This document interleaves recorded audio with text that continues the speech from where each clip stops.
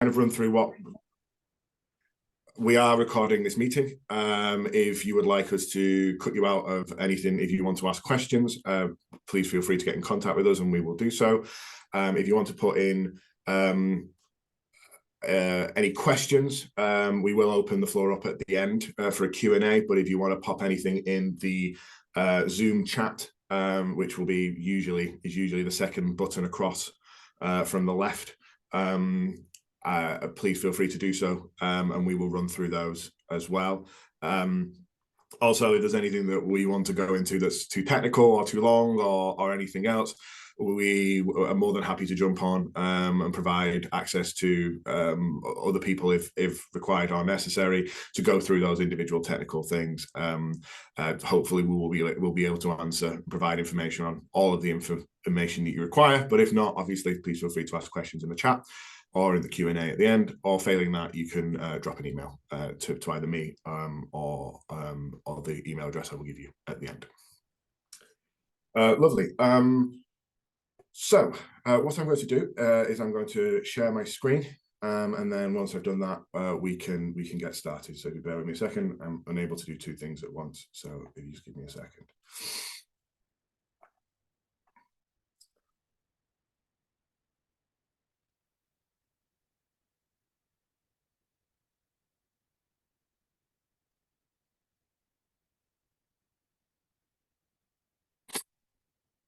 Okay, great. So what I'm going to do is I'm going to run through a presentation for you. I'm going to try and go into as much detail as possible without basically reading the whole thing out to you. Hopefully I'm anticipating some of your questions, and hopefully everything is provided, as I mentioned, Q&A at the end, and please put anything in the chat as well. So the AFD delivery group has been working for the last 6 months. We are a group of experts in various different fields. I will go through who those experts are in a moment. The aim is to provide a technical summary and a technical investigation onto how to deliver the acoustic fish deterrent at Hinkley Point C. Over the course of the presentation, we'll pretty much go through it, what each individual word of that means, and hopefully dive into a bit of detail as to how it's all been brought together, what it is that we're trying to achieve. Yeah, great. So bear with me a second.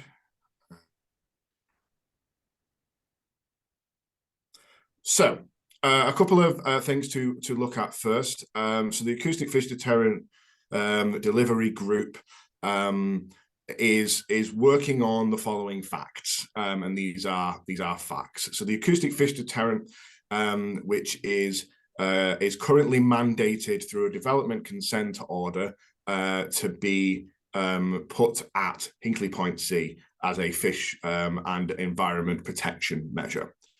The acoustic fish deterrent is British best practice and is feasible to install at Hinkley Point C, and that salt marshes are not replacements for a deterrent system. The members of the group, and I will run through them very briefly, is Mark Cool from Beam, who is formerly, the company is formerly of Rovco and Vast. They along with a couple of his colleagues, have provided us with really useful and helpful information during the meetings, and have been part of that discussion, discussing how remotely operated vehicles can help with the installation and the maintenance of the acoustic fish deterrent at Hinkley Point C. Professor Mark Everard is an Associate Professor of Ecosystem Services at the University of the West of England.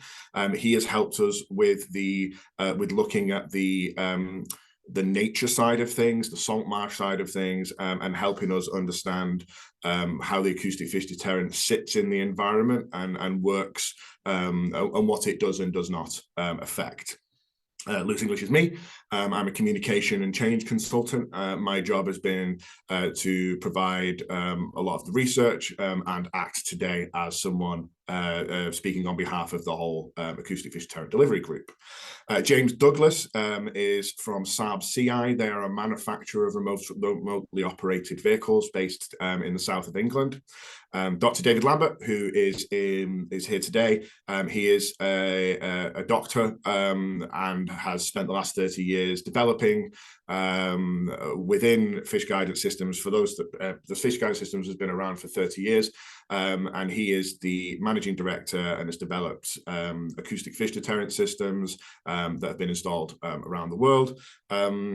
C. Wilson is a subsea engineer who's worked on projects and has provided the calculations for tidal and the amount of hours and days and various things like that. And finally, Claire Zamboni is also a communications expert and has provided us with expertise on communication and everything else. So that is the core group of the Acoustic Fish Deterrent Delivery Group. In addition to those people, we have spoken to many people, events like Oceanography International. We've had conversations with people from the United States, from Australia, and they've also provided guidance and help within this report. So the Acoustic Fish Deterrent Group set out with the idea of delivering the government-mandated acoustic fish deterrent at Hinkley Point C.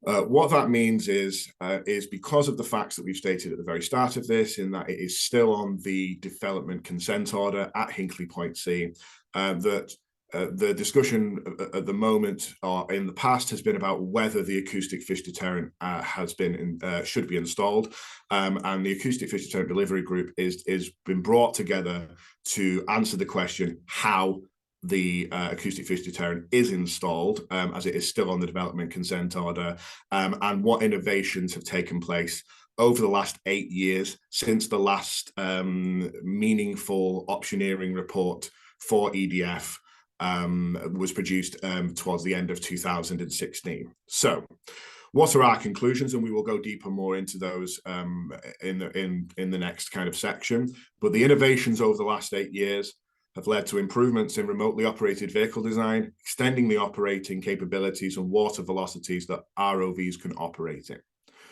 The development of the AFD system, including active pressure compensation units, have increased the service interval of AFD systems from 18 months to a minimum of 24 months. These improvements mean divers will not be required to carry out the routine maintenance work on the AFD system and won't be required for any of the installation work, although divers are already working on the AFD-ready intake heads, so some diving activities will be acceptable if required. But what the AFD delivery group decided as a collective is that we are going to work on the assumption that no person will be in the water during the maintenance cycles of the acoustic fish deterrent. What this does is this allows us to state that there is no health and safety risk to people by installing or maintaining the acoustic fish deterrent, with the use of divers being at the same level as already being used on similar infrastructure projects. The AFD cannot be heard from shore, does not affect marine mammals. We will go into a little bit more of that. The new developments outlined here result in the original 72-day estimate by EDF that will be required each year to maintain the acoustic fish deterrent. That is now reduced to 19 days per year, which is a reduction of 74%. And the overall conclusion from the AFD delivery group is that the AFD can be maintained without the need for divers to carry out the work. In relation to installation, no more diving time will be required than any other installations.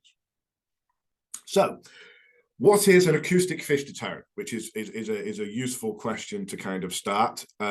Effectively, the acoustic fish deterrent was developed around 30 years ago, and it is a series of loudspeakers that are placed on frames, as you can see here, and then placed in front of infrastructure where organizations and people do not want fish to go. The speakers themselves are tuned to certain frequencies and provide signals for the fish to not enter a particular area or a particular part of a lake, river, estuary, wherever it may be.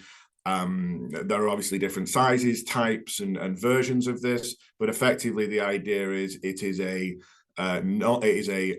non-harmful way of stopping fish from going somewhere that they should not.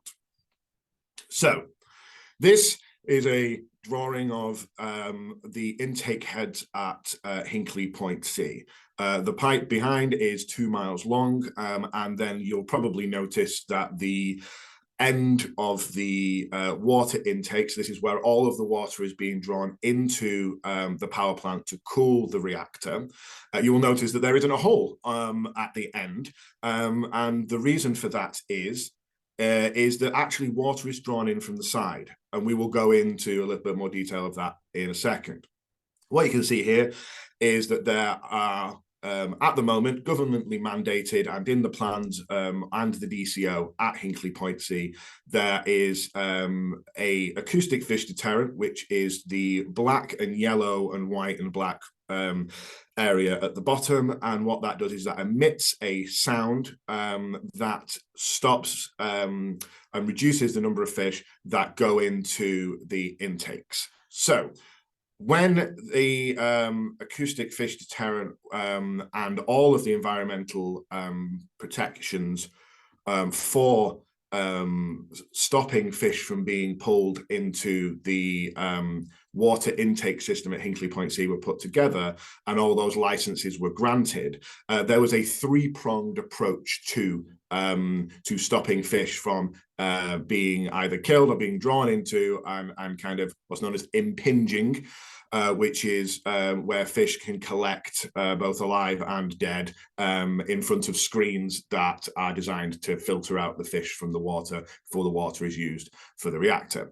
First one of these is the low velocity intake head. If we go back to that is pulling water in from the sides. This was the first time this has been put in. It was a new innovation and developed as part of the planning. That is the first step. So that is to reduce the speed at which the water is being pulled in. That water is being pulled in at 6 cubic tons of water per second. The second one is a fish return system. The fish return system is at the end of the 2-mile pipe, and it is onshore. And what that does is that is a large kind of wheel that takes the fish and removes them from the water and then places them back in the estuary via another pipe. Third part of this system is the acoustic fish deterrent, which is designed to warn fish before they go into the system and then allow them to swim away because they have been told in known certain circumstances that they shouldn't come in. So what does this mean in real terms? So in real terms, the low velocity intake head reduces the speed of the water that is being pulled in, allows strong fish to swim away. The fish return system allows those fish that can manage to get down that pipe, go through the fish return system and be returned to the estuary physically. It allows them to survive. The acoustic fish deterrent stops the fragile fish, that is shad, salmon, trout, whiting, cod, to varying degrees, to not enter that system, not enter that pipe in the first place. The key part to understand here is that this is a three-pronged interlocking system, and that the low velocity intake head was designed with the idea that there will be an acoustic fish deterrent in front. The fish return system is designed with the idea that an acoustic fish deterrent will be in front. And so the removal of an acoustic fish deterrent not only impacts what the acoustic fish deterrent would have done, which the Welsh government has stated is 182 million fish killed per year every year for the 60-year lifetime of the plant, but also it reduces what the low velocity intake heads and the fish return system were expecting. So where are we now? The AFD is still part of the development consent order and has been scrutinised by the Secretary of State, a full government inquiry in 2021-22, and an independent Welsh Government Committee report in 2020 and 21, all of which either recommended or mandated that the acoustic fish deterrent should be installed because it is UK best practice, it is part of the existing development consent order, and that it should be installed because it's the environmentally right thing to do. So, Give you a brief timeline. In 2010, the nuclear project gets initial government approval under the last Labour government. Development consent order is granted. This includes the environmental mitigation measures like the low velocity intake head and the acoustic fish deterrent. In 2013, the European Commission approves financial support for Hinkley Point C. All of those decisions were taken with the acoustic fish deterrent as part of the plant. Final investment was made by EDF and partners in 2016, and an optioneering report was also delivered in that same year. At that point, EDF stopped developing the acoustic fish deterrent at Hinkley Point C, and were, organizations that were working with them and partners to deliver the acoustic fish deterrent were no longer working on that project. Construction begins in 2018. In 2019, EDF applies to remove the AFD requirement from the development consent order. That's the license that allows them to build the whole plant and all of the individual bits in it. Public inquiry is held, reaffirming the AFD as mandatory. UK government rejects the EDF's appeal to remove the AFD. EDF reopens consultation on removing the AFD by proposing a salt marsh plan. The Pollartham salt marsh plan is scrapped. It is now being looked at 4 other locations. So that is where we are. Yes, it's a lot. Yes, it's a long-winded introduction, but it is important to know how far we have come down the line, what has had to happen already, and how many times the acoustic fish deterrent has been told to be delivered by various organizations. So in that context, that is the context that the Acoustic Fish Deterrent Delivery Group and the experts were working in. We're now going to move on to the good bit. So the good bit is we are able to go through how an acoustic fish deterrent would actually be delivered. So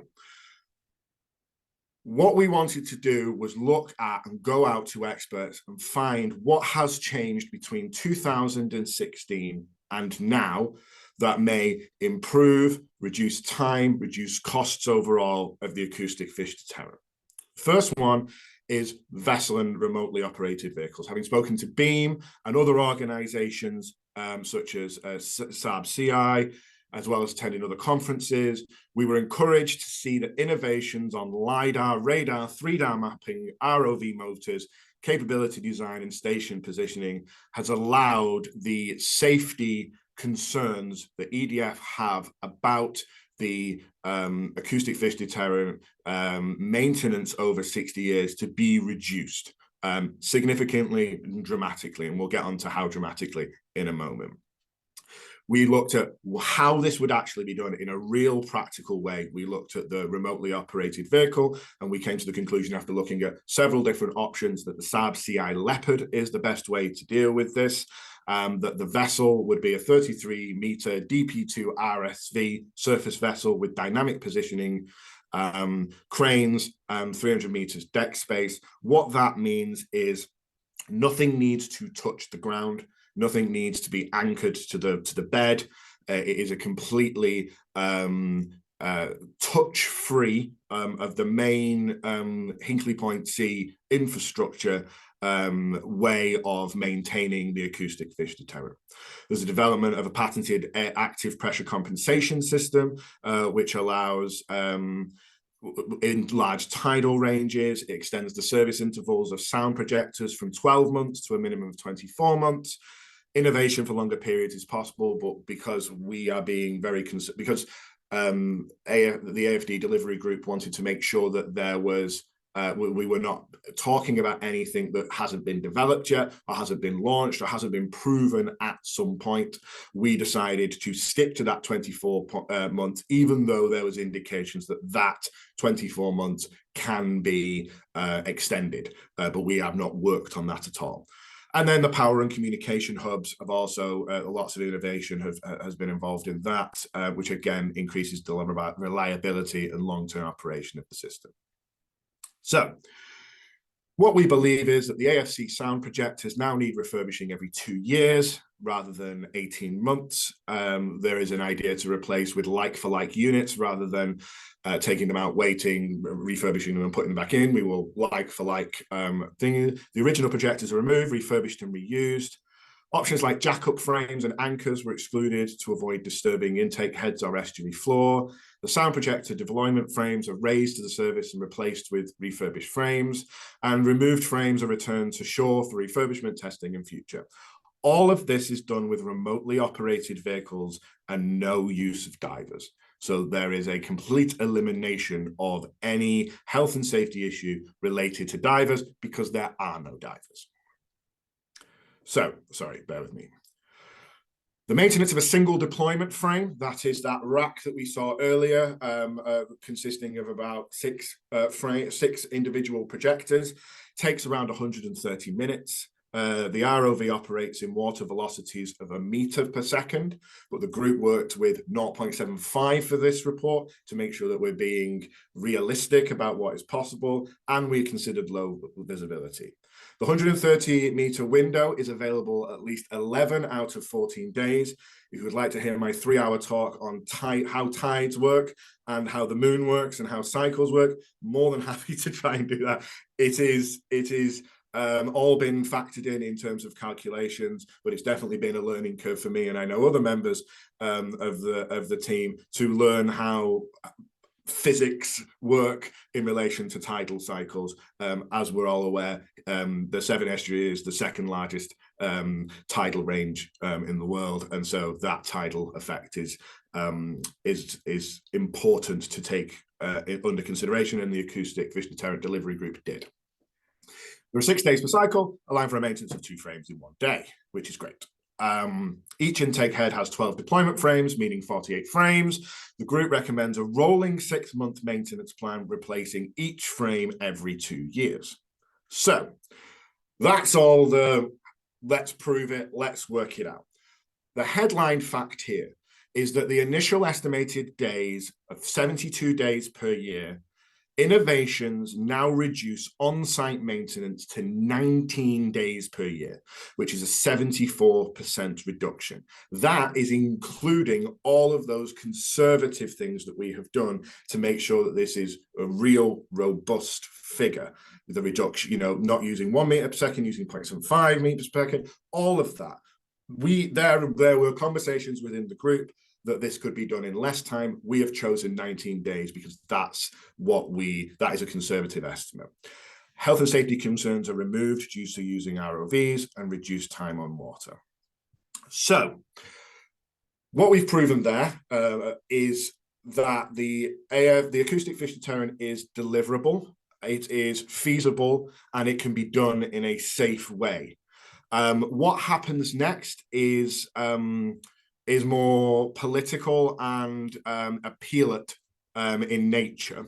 So the next stage is to develop, we believe, the Acoustic Fish Deterrent, and we have an open offer to EDF to develop a full delivery plan in collaboration with all parties to install the AFD on the AFD-ready intake heads. Through correspondence between the group and the Department of Energy Security and Net Zero, the below is the standard procedure for a change in the development consent order. This is something that has happened already related to the Acoustic Fish Deterrent, which is unusual to say the least. So the Acoustic Fish Deterrent has been through this process before in 2021 and 2022. So there is a pre-application stage. EDF is expected to submit its material change application, the Hinkley Point C, to the Planning Inspectorate by mid-2025. During this, the development-led stage, public consultations are conducted. The Planning Inspectorate for Nuclear Strategy ensures the developer has followed all pre-application procedures before moving forward. There is then a PINS review, which takes 28 days to review the proposal and decide whether it will be accepted for examination. They will accept the consultation process and the application and meet the requirements of Planning Act 2008. There's then an examination process. This is where organizations and interested parties, not including EDF, can put in evidence and concerns to the examining authority.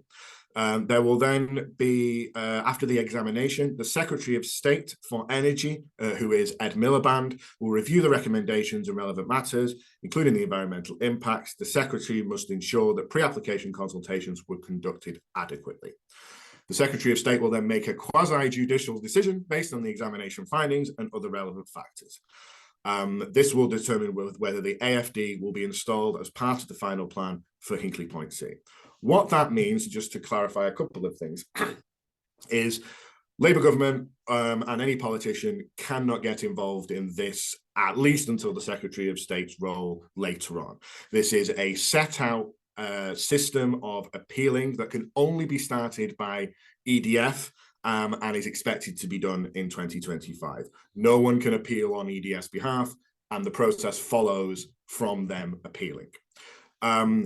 What the Acoustic Fish Deterrent Delivery Group is trying to do, or is highlighting, is that there is no need for any of this, and actually what can be done is the full installation and maintenance of the acoustic fish deterrent without any of the concerns. So, just to clarify a couple of misconceptions, and then I'm going to open it up to questions. Firstly, one common misconception is that the acoustic fish deterrent can be heard from shore. Second one is that the AFD is dangerous to marine mammals. The third one is that the AFD is unproven. And the fourth is that it is health and safety. One of the things that the Acoustic Fish Deterrent Delivery Group wanted to do is make sure that we were taking all of this on board. So, what I'm going to do now is I'm going to play a couple of short videos. They're about 1.5 minutes each. And they were developed back in January during the initial Saltmarsh consultation with EDF. And then I will provide a bit more information, and then I will open up to the kind of group. So just before I do that, to confirm, there is no need for divers to maintain the acoustic fish deterrent. Proven technology for deterring fish. There's already been scrutinised by governments. It's the best available technology. It's UK best practice. It requires no land purchase, disruption, or public inquiry to install. So, EDF are currently conducting a consultation on removing a necessary environmental protection that could save the lives of around 200 fish a minute. Without these protections, there could be unnecessary deaths of 182 million fish per year. EDF has stated a number of reasons why the acoustic fish deterrent should be removed, but without any real science behind them. The acoustic fish deterrent, the technology that would keep the fish out of Hinkley Point C's massive water intakes, uses large sound projectors tuned to stop fish from entering the tunnels. These can be as loud as 160 decibels, similar to a rock concert. However, sound travels through water differently than when in the air, meaning by the time it reaches the surface, it's reduced to the sound of a vacuum cleaner. Next time you're in the bath, put your head under the water and you'll hear the difference. We asked a sound expert who did the calculations you can see on screen. His conclusion was that standing on the nearest beach, the sound of the projectors would be 36.5 decibels, which is quieter than a whisper in a silent library, 55 decibels, and much lower than the noise of lapping waves on the estuary, around 70 decibels. Without the acoustic fish deterrent, fish will enter the cooling intakes, and the majority will perish due to removal of scales and other damage. So there you go. Walks on the beach won't be impacted, but billions of fish will be saved if we stick to the plan and protect the environment. For more information on the AFD and EDF, I'm just going to play a second video, and then I'm happy to take marine mammals such as seals, dolphins, porpoises, and whales are not affected by the acoustic fish deterrent that EDF is trying to remove. This is backed by both real-world trials and acoustic science. Let's look at the facts. The acoustic fish deterrent is designed to prevent 200 fish a minute from being pulled in by Hinkley Point C's large water intakes. The system emits low-frequency sounds to guide fish away, and this low frequency is key because mammals use high-frequency sounds to communicate and hear. We know mammals aren't affected by the low-frequency sound because we have tested AFDs in real-world environments, including at Hartlepool Nuclear Power Station. During the Hartlepool trial, independent experts tracked a nearby grey seal colony and concluded there was no impact on their behaviour. Science also shows that mammals won't be affected. AFD systems use low frequencies below 1000 Hz. Meanwhile, marine mammals, like seals, dolphins, porpoises, and whales, tune into much higher frequencies, some up to 125,000 Hz. This huge difference in frequencies is why an AFD is safe for mammals. So, both science and real-world examples demonstrate that the AFD doesn't affect mammals. Great. Also, just to provide some information, I'm happy to send this out after. Acoustic fish deterrents have been installed around the world for just over 30 years, including in nuclear power stations such as Hartlepool, Dole in Belgium, which still has an acoustic fish deterrent on it, which is being maintained regularly. Dalian in China, in Canada, in Ireland, in the United States. So it is not unproven. It has been tested and installed and inspected and is available and is ready to go. So what I'm going to do is I'm going to very quickly run through all of the questions on the chat. And then I'm going to open it up. Iona, who's been diligently answering some of the more technical questions as I've been speaking without interruption or hesitation for the last 25 minutes, has answered a couple of them, but I'm just going to run through them now. If you want to pop your hand up, then I think Iona will be able to unmute you and you can ask any questions you have. The delivery group, first question was from Tom Pashby. When was the delivery group formed? The delivery group was formed around 6 months ago. It was formed after discussions with several of the members of the Acoustic Fish Deterrent delivery group. They decided that a legal conversation was having about the acoustic fish deterrent and an environmental conversation was being had about the acoustic fish deterrent. But what wasn't being had was a technical and innovation conversation. And so it was, the acoustic fish deterrent was brought together. It's had regular meetings, probably roughly around once a month or once every six weeks for the last few months. The report is a collection of the information and expertise of the people that were described earlier. Will recordings of the presentation section be available? Yes, they will be. Why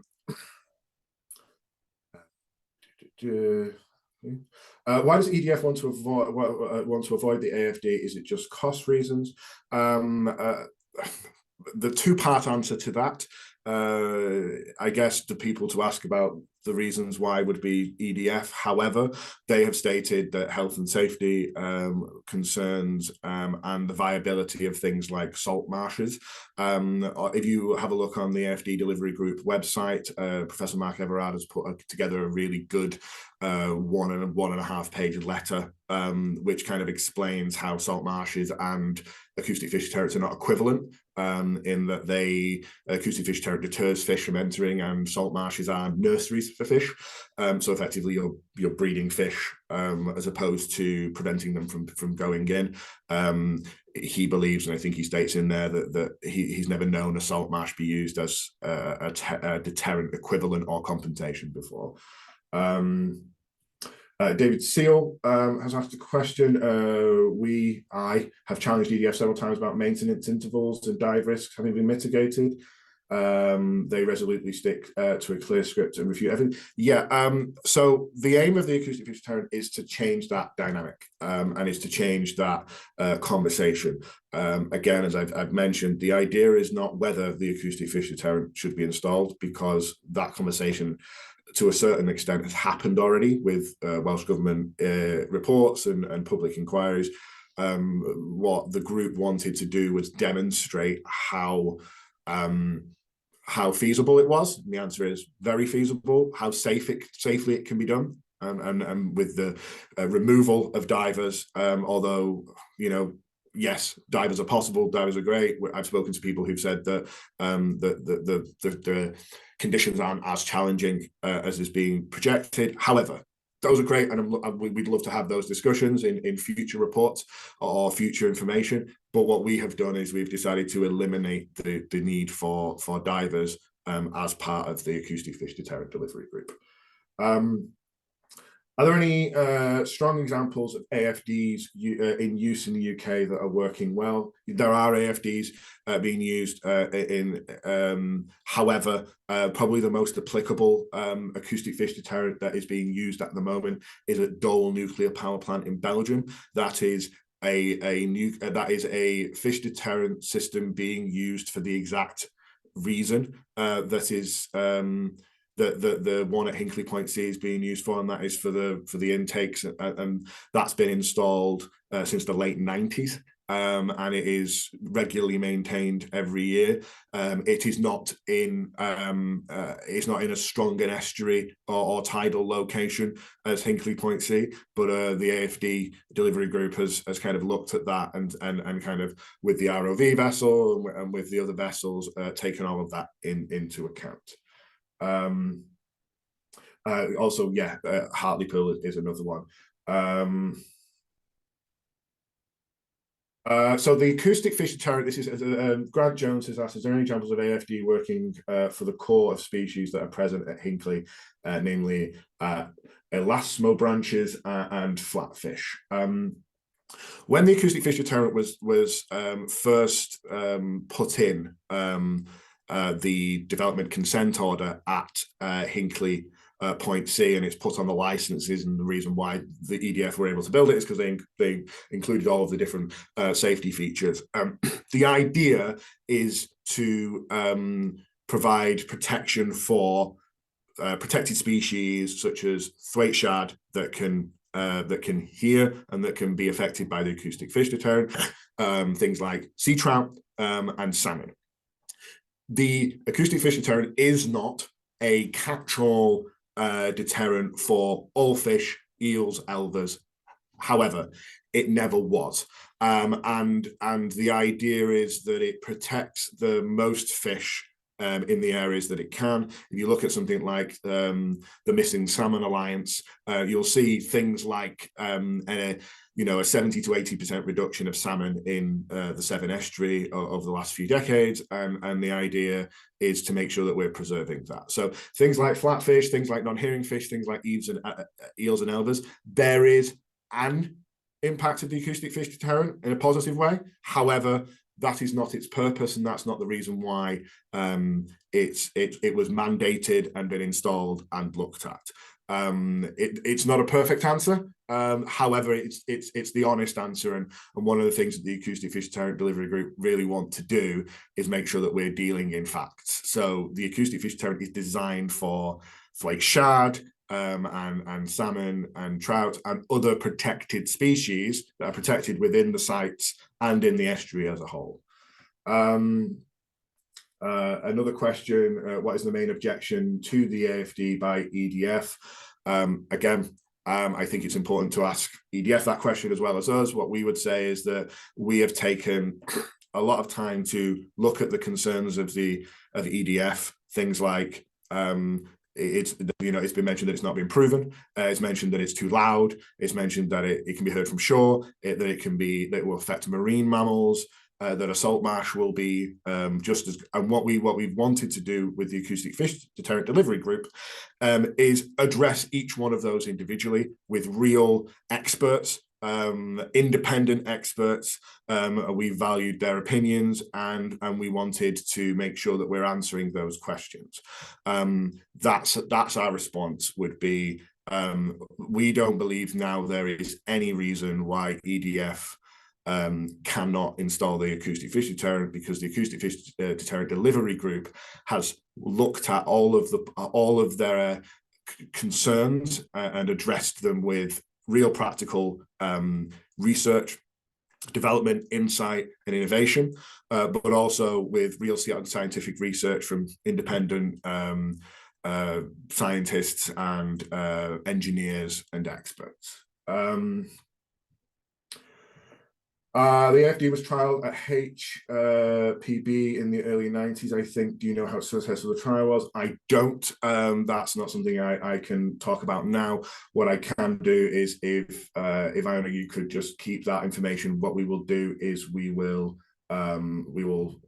get back to you on that effectively, because what I don't want to do is give you information that might be incorrect. So I want to make sure I'm going to give you that. I'm more than happy to send that over to you. What is the total cost of implementation and maintenance? This represents an opportunity cost. The concern with the acoustic fish deterrent and the delivery of it is part of a wider installation at Hinkley Point C. The people who would ultimately set the budget and develop it alongside other partners, including, you know, people on the acoustic fish delivery group and people not on the acoustic fish deterrent delivery group. The idea of having a budget is not possible at the moment because there isn't an open dialogue between EDF. This is a technical document looking at the particular concerns. It says at the very start, the next stage is to sit down with all parties, including NNB, including EDF, including Natural England and everybody else, and actually look at how we cost deliver this. And so we haven't focused this report on that at the moment.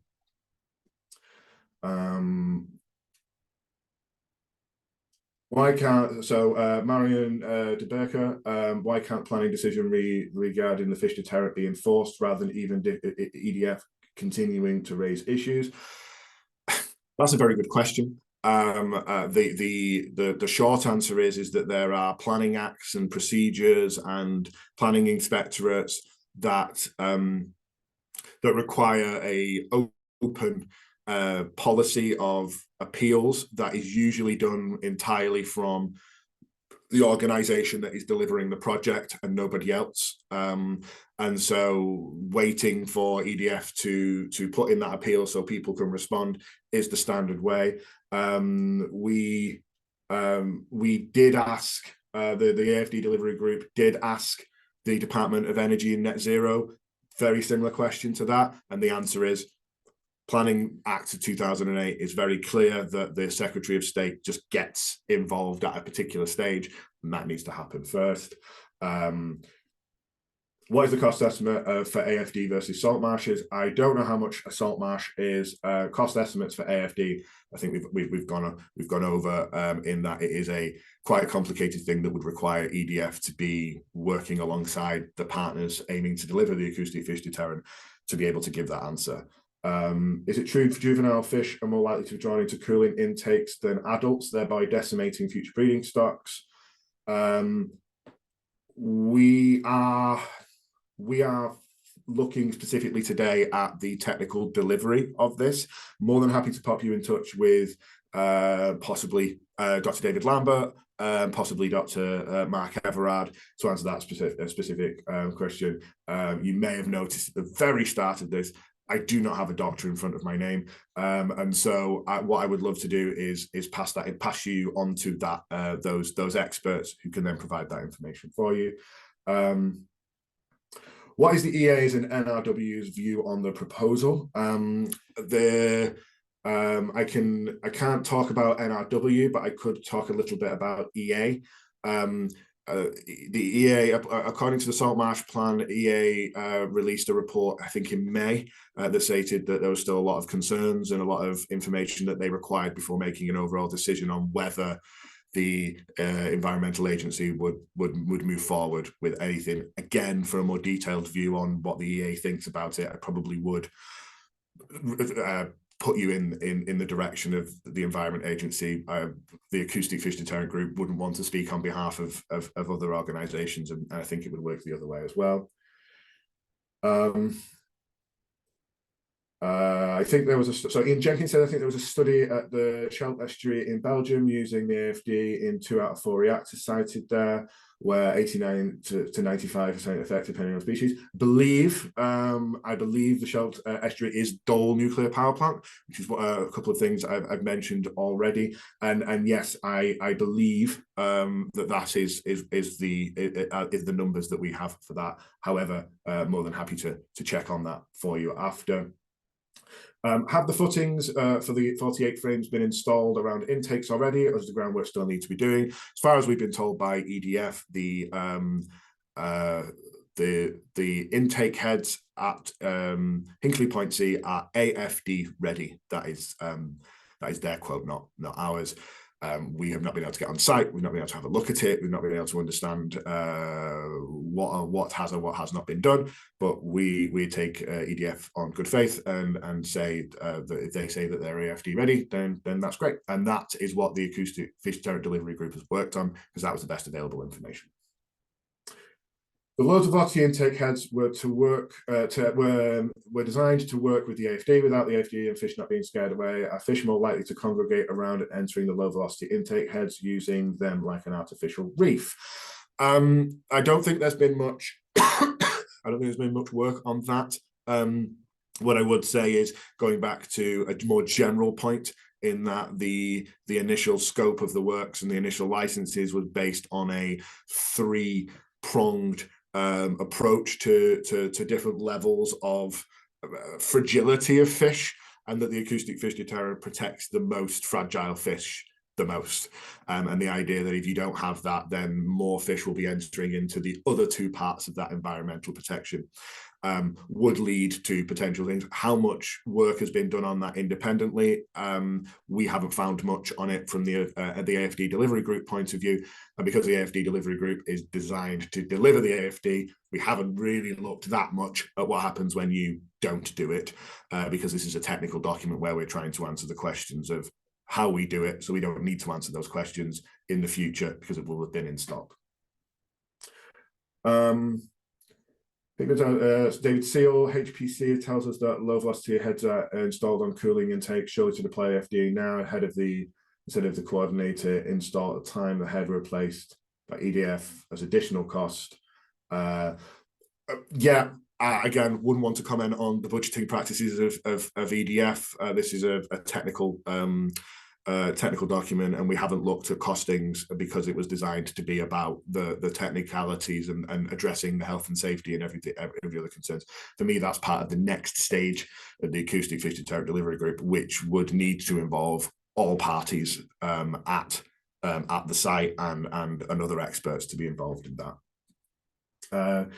If the AFD creates, sorry, Grant Jones says, if the AFD creates 160 decibels, what's the difference between this and the ambient noise of a significant tide already hitting against the existing structure?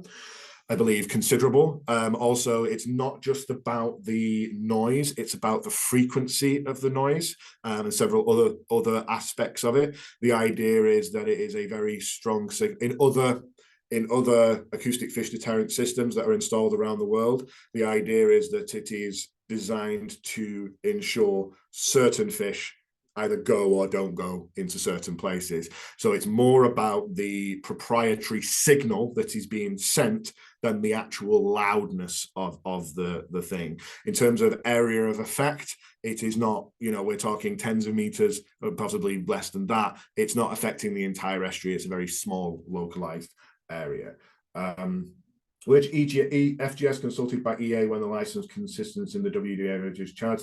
I don't believe that they were. I probably don't have much else to say about that as talking from a Acoustic Fish Deterrent Delivery Group point of view, but I believe that is the case. Happy to confirm that for you, David.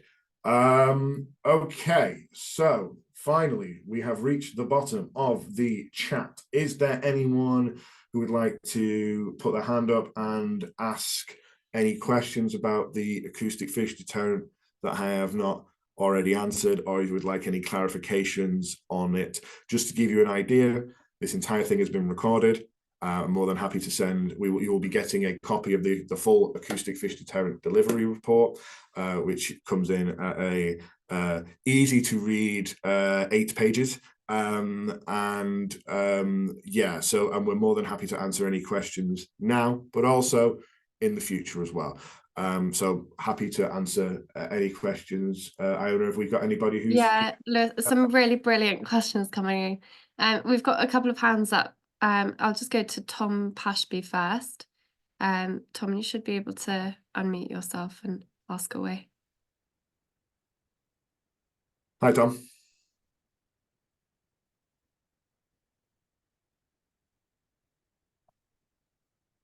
Just let you know we can't hear you, Tom. what I'm going to do, I think.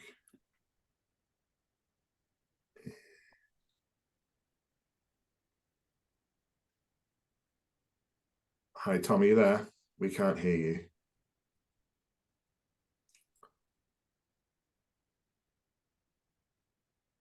Just while we wait for Tom, John also has a question. So, Okay. John, if you're able to unmute yourself. Hello? Hi, John, how are you? Hello then. Yeah, thank you very much for what you say. The noise issue was headlined by EDF and taken up by a lot of people. Yes. You say there isn't much noise, that's fine. At low tide, there's only a couple of meters of water over the top of Yes. those units. So when you say, is that enough to dissipate the sound? Yes. Yeah. So the idea is not that it's silent at shore. The idea that it is lower decibelage than ambient noise. It's not. And the concern. Yeah, I think we took the average. And so 36 decibels is a lot lower than what it is. This particular issue was only raised in the last 18 months to 24 months. Yeah. The overall design of the acoustic fish deterrent hasn't changed since 2010 because the acoustic fish deterrent report is updating it with better innovations. But actually, that when there is a public inquiry, Welsh Government report, and the initial optioneering report and everything else, yeah, the sound was never particularly an issue. And actually, the jumbo jet phrase, which is something that EDF uses, is something that fish guidance systems, who are part of the acoustic fish deterrent delivery group, uses themselves, but they then clarify that due to inverse square laws and sound in water, liquid versus solid, it doesn't matter as much. I followed it right the way through, and they didn't come up with anything about the noise when they. My other thought, the other thought that's been had as well is that actually the Hinkley Point C footprint itself, along with the Hinkley Point A and B footprint, is quite large. And so it's also, in addition to it not making any noise at shore at the point, those intake heads are not, off the coast of something that is frequented a lot. So it's not heard from miles around. It doesn't deafen marine mammals. It's a fully functioning and tested system. Okay. Can I just quickly answer? Somebody asked you, was there any provision been put on the so far for the units? I had a conducted tour with a couple of others of the units while they were up at Avonmouth, and they did point out to me the fact that the positions that they'd indicated for the deterrents to be fixed, there were a couple of bolt holes there ready to bolt the fish deterrent to. Yeah. There was no obvious signs of how they were going to get power out to the units, which is. Again, the interesting thing here, and they are both really important parts, but the idea is that those are solvable challenges that come in the next phase of the design. At the moment, the main concern for the planning inspectorate, the main concern for everybody at the moment is it safe? Is it proven? And can it be delivered?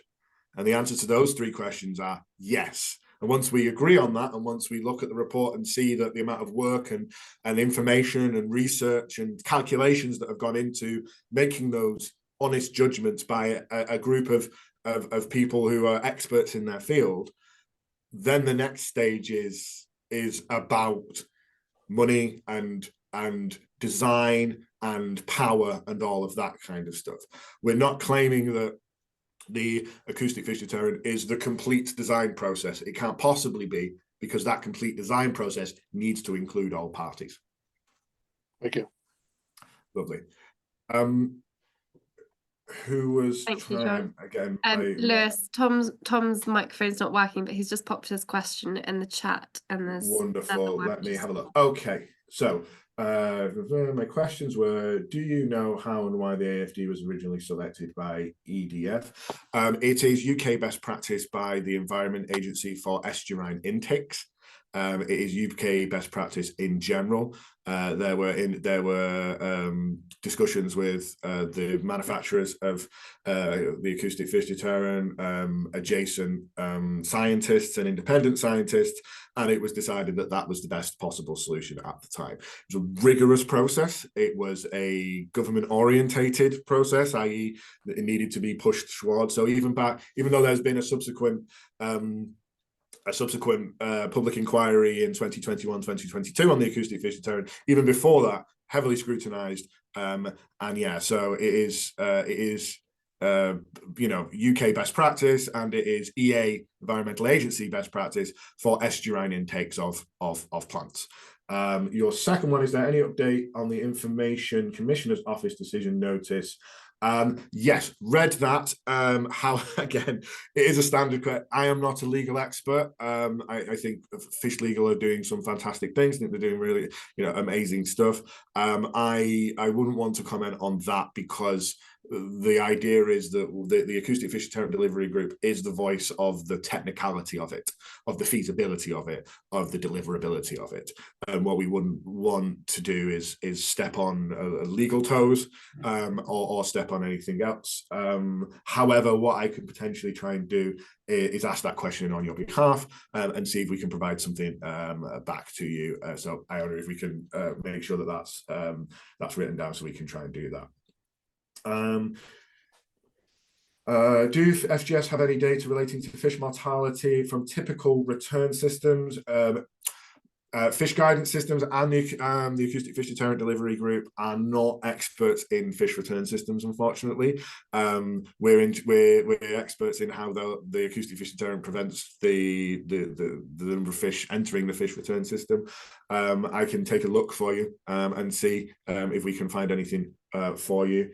And yeah, so like I say, some of my answers today will have been, we will ask other people, but I think that's a healthy scientific approach to answering the questions that you're asking.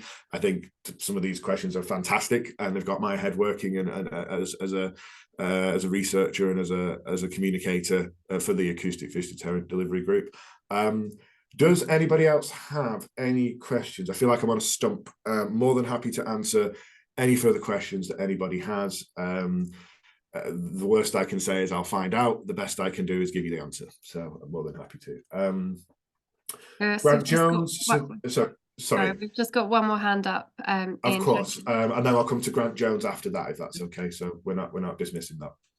Hello, yeah, it's Ian Jenkins here. I'm going to be chairing a public meeting tomorrow evening regarding the Littleton proposed salt marsh at Littleton. Yes. I've been trying to do a little bit of background reading on the effectiveness of AFDs. I'm the person that mentioned the Scheldt estuary in Belgium. That was a study done by a Belgian university where they could study reactors 3 and 4, where they had AFDs against reactors 1 and 2. I mean, I don't have my hands on that paper, but will the report you're sending out contain any references, but I mean there's proper scientific references to this in that kind of vein, so where people have turned the thing off and turned it on and looked at fish survival rates and that kind of thing? I will speak to Dr. David Lambert, who's Managing Director of Fish Guidance Systems, and I'll get him to send all the information, all the statistics that he has to you. Independent of that, we're going to send you the report. That is an 8-page report. It's got an executive summary, but then behind that there is an appendix which has all of the information that we have used. None of it is speculative. It's all either come from existing EDF optioneering reports or calculations done by independent people, and there's a big zip drive that has got all of that information on there.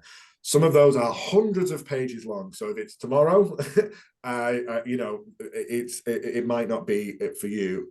What I will say is that I definitely know that there is research and stuff on the acoustic fish deterrent more widely. And what that can do is that can fold into what the Acoustic Fish Deterrent Delivery Group has said, which is not only is it good elsewhere, but we can install it and it is useful and it is feasible here at Hinkley Point C as well. Because one of the concerns is that every site is different and every site has challenges. And as an engineer, it's easy to go, well, yes, of course, and that's why we design and develop and do all the things that we need to do to make sure that everything is right. Everybody we spoke to on the Acoustic Fish Deterrent delivery report, it was all about how. It wasn't about how we can't, it was all about how we can. And I think that's incredibly encouraging to know. That it wasn't a we can't, it's a we can, and here's how. So I think that's really positive, because we did enter this with an open mind. If someone had come back to them and said it can't be done, we'd have to take that on board. It's an independent report. So that's what we've done. And so what I will do is I'll speak to Dr. David Lambert after this, and I'll see what we can provide over to you, and how technical we can get in terms of that for you. Thank you very much. Not a problem. For Grant Jones, we need financially independent review to look at the cost of implementing and maintaining the answer, whether spending on this at the AFD is the most efficient way to understand and protect fish stocks. I would say to that, the public inquiry, Welsh Government report, all of that was in favour of the acoustic fish deterrent. The initial optioneering report, the initial DCO discussion back in 2010, it was all part of that. I agree, financially independent review would be helpful, but it would be the second part of what we've hopefully started here, which is an open discussion about delivering the acoustic fish deterrent as mandated by the government and by several other organisations as well. Paul, you would like to ask a question, but you're having trouble raising your hand. Iona, could we make that happen? Yeah, Paul, you should be unmuted. Yeah, that's fine. Sorry about Hi, that. Paul. Couldn't find the button to press. Just a question, Lewis, for you, and probably a bit for Jeff Hardy as well. WSA, clues in the title, we're obviously interested in salmon Yes. in the River Wye. The question I asked earlier on about position with EA and NRW. Yes. I understand there's been a lot of discussion with the EA, but I'm not sure what the situation is with NRW. Jeff, you may have a view on that, but I know you probably don't want to talk about your dialogues with regulators, but have they been involved in looking at this new proposal in any way, shape or form? I wouldn't be able to have obviously I wouldn't have an answer to that. Happy for someone else to pop in and ask that. What I would say is that EDF's own reports would state that 55% of all salmon that enter the intake heads without an acoustic fish deterrent would be killed. Yeah. So that is over half of all. And that's not something that the acoustic fish deterrent researched or developed. That is a fact from the assessments that EDF have done over the years relating to salmon. And I actually think salmon's quite important because there's an overall reduction in the number of salmon in the Severn and the Wye and everything else. And because of the way that salmon reproduce, it is a double back. It's a double back situation. In fact, that they're not just passing once, they're passing potentially twice or multiple times. So yeah, but happy if somebody wants to jump in and ask about that, but I don't have an answer for the first question, unfortunately. Okay, I'll try and talk to Jeff outside. Yeah, that's fine. And what will be really helpful, actually, because I mean, me personally, and obviously the group as a whole, any information that you can provide us, any further insights would be really helpful. Oh, sorry, Jeff has just said, no idea at present. I'm trying to bring information out of EDF without success. We'll be in the information tribunal with the ICO in early 2025. So again, more than happy to facilitate that conversation. EDF state that, so David Seals just said EDF state if they lose the appeal to drop the AFD, they would have to delay the station opening until at least 2027, if not indefinitely.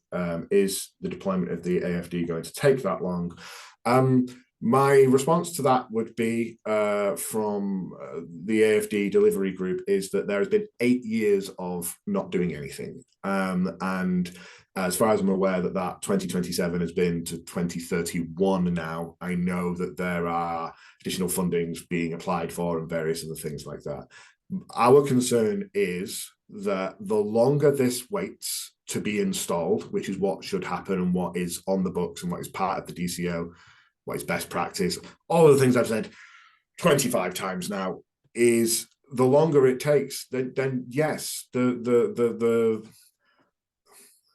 delay is not from the side of the people who want to put in the AFD, would be my response to that. I want to make sure, and everybody wants to make sure, that the best environmental protections are delivered for Hinkley Point C. This discussion has been had lots of times. I would rather have a great, long, productive discussion on how we deliver the AFD at Hinkley Point C. And I think the Acoustic Fish Deterrent Delivery Group, speaking on their behalf as well, would say that that is what they would want too, which is why we've spent the last 6 months putting together this report.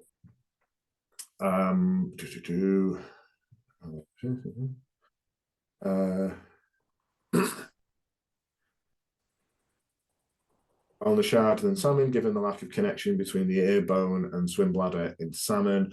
Yeah, so there's a wide range. There's kind of a range of fish, hearing fish. Some are more susceptible than others. And yeah, it's due to biology and the signal, and that signal interacting with parts of the fish's systems that it uses to both swim and navigate.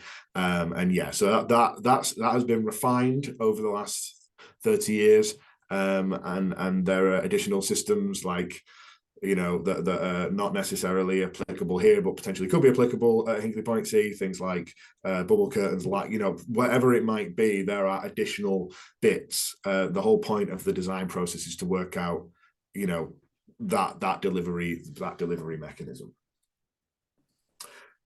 Any more questions?